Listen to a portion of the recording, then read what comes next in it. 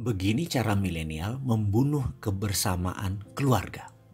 Kita semua setuju bahwa milenial adalah generasi yang highly connected, terutama terkoneksi secara online melalui smartphone di genggaman.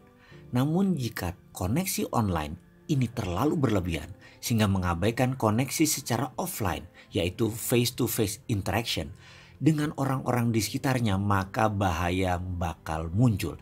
Salah satu bahaya itu adalah ancaman terhadap pilar-pilar kebersamaan keluarga.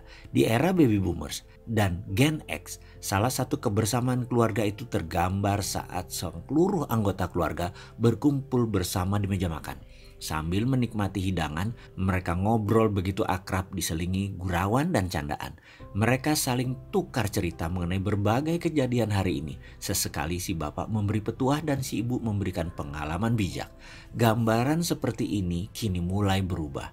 Saat dinner time, kita akan melihat setiap anggota keluarga membawa smartphone dan mereka asik memainkan layar smartphone masing-masing. Dinner time pun berubah menjadi screen time. Hal ini tak hanya terjadi di meja makan, tapi juga di ruang tamu saat keluarga nonton TV bareng, di restoran saat mereka makan bersama, di rumah kerabat saat mereka kumpul bersama keluarga besar, di mobil saat perjalanan ke sekolah atau ke tempat kerja, di tempat wisata saat mereka liburan. Bayangkan, harusnya bareng-bareng keluarga, tapi mereka lebih memilih screen time. Singkatnya, family time now become screen time.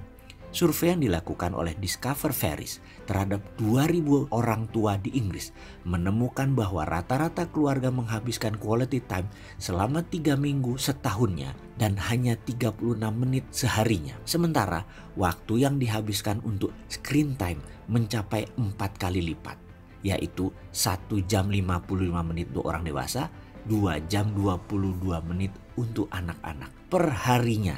Seiring makin masifnya screen time menjajah family time, kini persoalan-persoalan keluarga mulai muncul.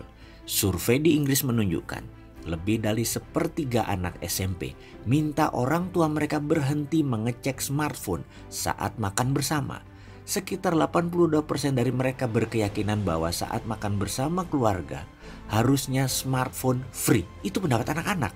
Celakanya, sekitar 46% dari mereka merasa diabaikan orang tuanya saat mereka meminta orang tuanya menanggalkan smartphone. Sedihnya, sekitar 62% dari mereka mengatakan orang tua mereka terdistraksi saat mereka mencoba berbicara dengan mereka. Karena ibunya, orang tuanya, ayahnya sedang sibuk main smartphone.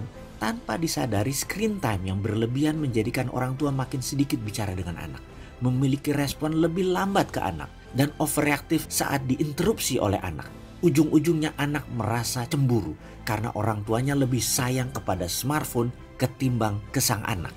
Mengabaikan lawan bicara dengan sibuk bermain handphone tak hanya tidak santun, tapi juga bisa merusak kualitas hubungan antara suami istri ataupun orang tua anak. Survei yang dilakukan di Amerika menemukan bahwa setengah orang tua mengatakan mereka terabaikan oleh pasangan karena screen time.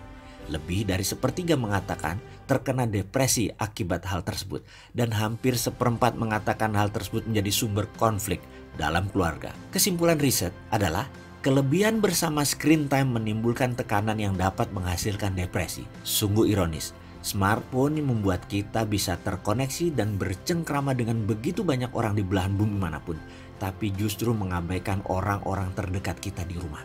Ini sebuah fenomena, dan setiap fenomena menciptakan ancaman, tapi di sisi lain selalu juga menciptakan peluang. Salah satu peluangnya adalah jadilah penyedia konten, masuklah jadi isinya smartphone. Itu bisnis yang pasti diambil oleh pasar milenial dan generasi Z di bawahnya generasi milenial. Catatan, generasi Z adalah generasi digital murni.